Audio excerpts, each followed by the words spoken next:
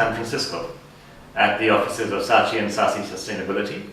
I'm speaking with Adam Werbach, their CEO. Adam, delighted to be with you today. Great to be with you.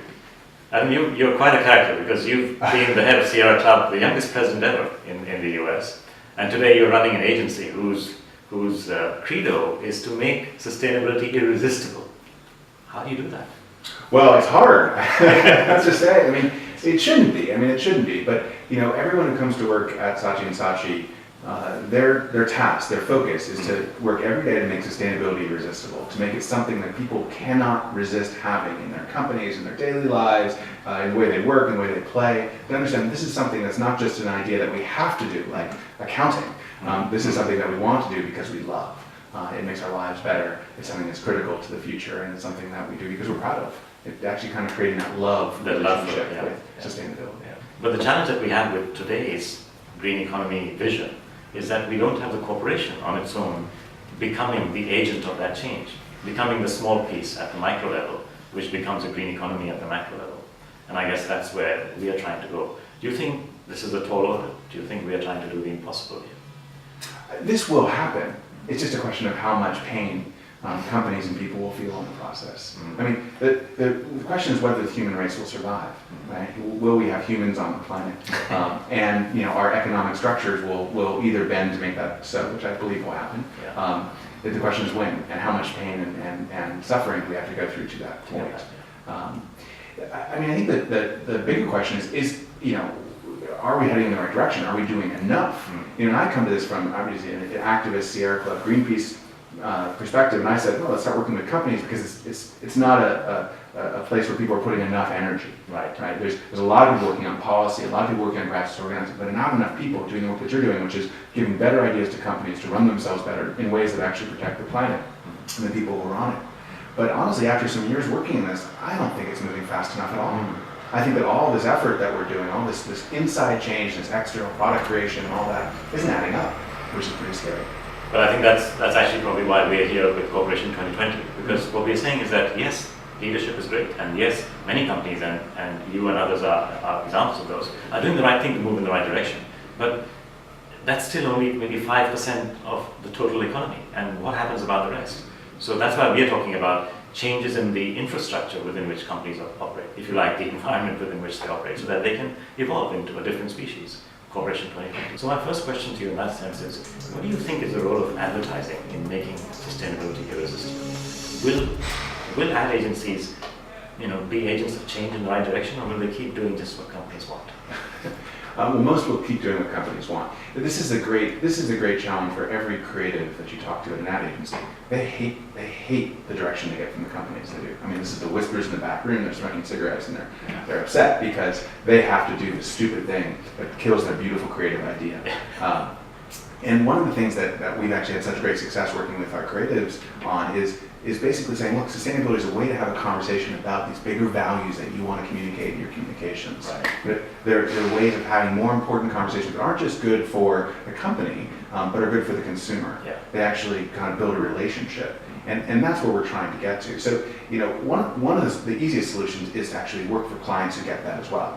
So obviously we've done a lot of work for Walmart as it was building its sustainability program. That made sense because they were asking us for things that we were happy to do. And we were proposing ideas that they were looking for and how to become a more sustainable company.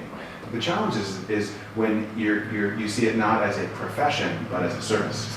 Where you're just saying, okay, look, this oil company wants me to figure out how to convince people that they're not a bad company. And my perspective, I'm just not going to work with them. That's just unethical, and I'm not going to do it. And more, agency people need to say no to being asked to do something that doesn't match their values. Right. But you talk about not doing what doesn't match their values, but don't you need something in the system that says that it's okay for you to not do things that don't match your values? It's okay to actually turn business away, despite it potentially going to someone else. Is there a groundswell as yet amongst CEOs of advertising agencies or within the profession that can lead to that? Well, not to get too technical, but there's some. Most advertising agencies are owned in large holding groups, the big ones. And so we're part of the Publicis group, which is a French company. And across our entire group, we have a no greenwashing policy. Right. So there's no group, and that's us and Leo Burnett and Digitas and Razorfish, all these big global agencies, and there is a no greenwashing policy across the agency. So if you can find an agency, I'm going to go after them and say, that's just not right. Now, it's self-policed, etc., and it could be better, but that is an internal rule inside this holding group. I mean, the American Advertising Federation, which is one of the groups that way, there's another one called for it. They actually are building similar statements, not as clear as that, but one that basically talk about morals and advertising, right? And committing not to basically lie, which is good. But I think there's not per se a groundswell, but there is a latent desire within the community to actually have more meaning in the work that is happening, and not just creative meaning, but moral meaning. And that's beginning to come together. For example, we very rarely produce ads. We generally produce changes in companies, and those changes create sales and growth. Right? They don't happen because there's a dancing monkey. It's something that's more internal to the company. Right. And Walmart is a great example of where the sustainability driver was nicely married with the goals of Walmart's basic purpose, which is to provide great product at the cheapest price. But how often does that happen? That by coincidence the two goals are aligned, where the goals of society and the goals of the company happen to be one? It happens every time it's successful. So it only works if the goal of the company is not just near or okay with this environmental goal, but that they're actually one and the same. I mean, so there are some trends in general in advertising that are very pro-human that are coming. So this idea of crowdsourcing, more and more ideas are coming from the people who actually are being advertised to, which means that it actually are going to be simpatico to the ideas that's in their heads. You can't just be making them up in New York and dump it off later in Des Moines. I mean, it's actually have to come from that way. The second trend is Facebook, really, and really the social networks, but largely Facebook, which means that your communications with your friends are going to be real time and rapid. So their opinions are your opinions, and you can't really spin those. So a company needs to embrace a community, support it, and give them, you maybe think of it as a chew toy or something that they can talk about, but you can't tell someone what to think in a social network. It doesn't work that way. And do you see the social network actually being an agent of change in that sense, in terms of creating that community framework within which mom effectively determines how you advertise what she buys? Yes, it's just not working. It's not working at the speed that it will be working. So right now, there's no real availability of social commerce, and that's actually where we're getting to, and that would be the third step, right? So this idea of social commerce, that eventually you're going to be buying things not just from retailers, but from your friends, from their recommendations, and really from their political and social opinions as well. That doesn't really work. When you're walking down the aisle of Safeway or Walmart or any store, you're really doing it on your own, Eventually, you're going to be doing that with all of your friends on your back, with all of their knowledge and preferences in your head, in your choices, and that's going to really define what you buy, and that will rapidly change the way that people buy things. How do you convert something complicated like reporting your externalities?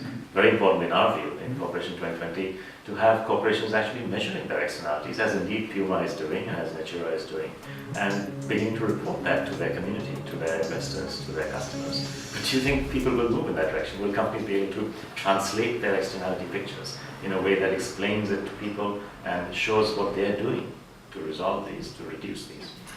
I'm not very optimistic about that, and I'm not necessarily sure that's that important, because it's not really what the consumer or the mom or what I'm looking for when I'm shopping.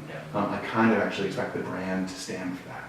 So I'll give you an example. Nike, who I think does a really good job at trying to figure out how to mitigate the externalities of their shoes. They really have a great program to consider to make world-class shoes with the least toxic of slave labor and producing them, etc. They don't talk about it. And they realize that because the brand is all about performance. And they talk about performance. And the question that Mark Parker asks is, did we do something that made our shoe perform better today? So if those efforts are serving performance and they're working, and then the name Nike needs to stand for that. And not just performance in that sense, but performance in all aspects, particularly in sustainability. So that they're doing it is good, but it needs to again connect into the core of the business, and in fact what the consumer is looking for when they actually go to the business at that point. So again, I'm not necessarily convinced that the consumer is looking for that. I think they're looking for brands that stand for it. Right. And then, our job, of course, is to make those brands famous, because that is who they should be. Yeah. And really, how do you figure out and make the externalities actually an opportunity for yourself to create a better company? Yeah. So, continuing on the Walmart example, one of the things that we found most often in the communities where we were working with Walmarts was that the employees wanted to get more involved with the communities and have the store more involved. So there were times when, one of the biggest hits on Walmart is that it's a suburbanizing tool, and it pushes the cities out of the centers.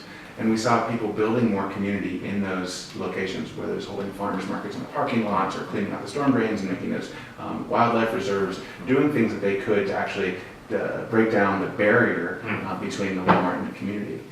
Which was a good step, a minor step, a small step, but something that actually worked in a great way to get employees more excited about working for the company as well. So there were those ways that it worked together. That's great to hear, because that illustrates two aspects of what we call Corporation 2020, which becomes a community. It is a community of its consumers, of its customers, of its suppliers, of its management, of its employees. And secondly, also that it is aligning its goals with the goals of society, because it's looking to the community within which it operates and seeing where the overlap areas is, which can be worked on. Well, going back to what we started with was this question of, will companies change? Yeah. Well, yes, it's just a question of how much pain. Yeah. There's rapid change in society, technology, and resources happening right now. And those changes are going to force a company to align themselves to those changes. If they don't, if they try to become the firm company, which doesn't get there first, which tries to stay still while everyone else is running, they're going to get knocked over. Yeah. Because it is actually a tsunami coming of change, right? Political, social, technological, resource constraints, that's going to knock a company over. But in terms of taxes, why do we keep taxing profits and worrying about income taxes when we should be worrying about resource taxes? Why do we always think about taxing goods as against taxing bads? Because we're dumb. And lazy, and we do the things that we've done in the past. It's easy, and that makes sense. You've done a very important aspect of our consumption, which is not just about the amount of resources we use, but how little we make use of them. The engine of production is the corporation, but the engine of use, unfortunately, is right now nobody. Neither consumer society nor the producer thinks it's their job to get more out of the same product.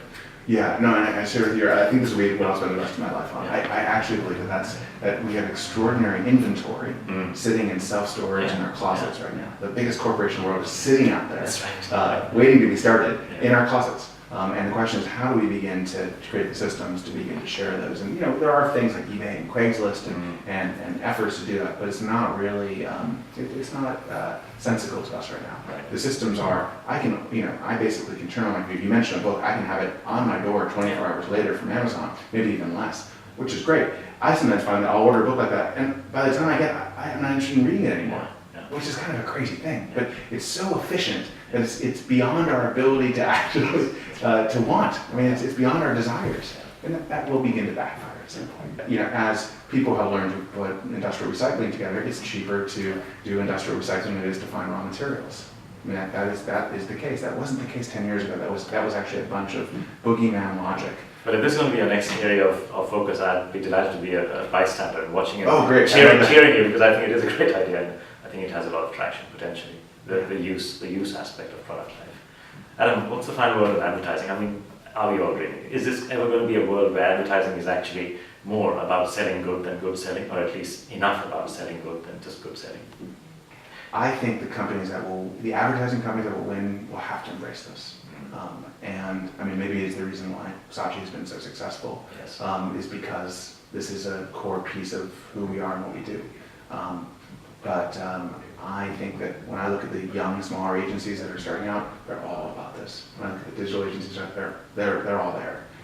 It's the big giants who don't quite get this yet, but they will, because we all have kids, we all have to live, and in the end, you want to be proud of what you do. So I think it's inevitable. Adam, thanks. It's been great being with you. That's great. Thank you.